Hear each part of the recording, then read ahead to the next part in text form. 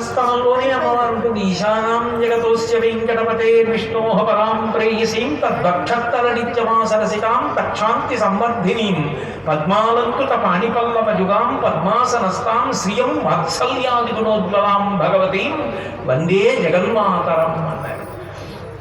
ఆ తల్లి జగన్మాత, మన మీద వాత్సల్యం కలిగిన తల్లి.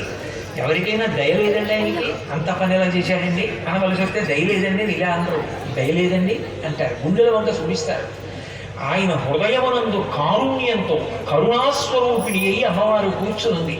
అందుకని పద్మాసనస్థయౌ పద్మావతీదేవి నిజవక్షమందున నిలుపుకొనుచు జనులకు తన చరణములే గతియని దక్షిణకరము పాదములు చూప కుడి చేత్తో ఇలా చూపిస్తూ ఉంటాడు, నా పాదాలు నమ్మండి. ఎవరు నా పాదాలు నమ్ముతున్నారో వాళ్ళని నేను కాపాడతాను.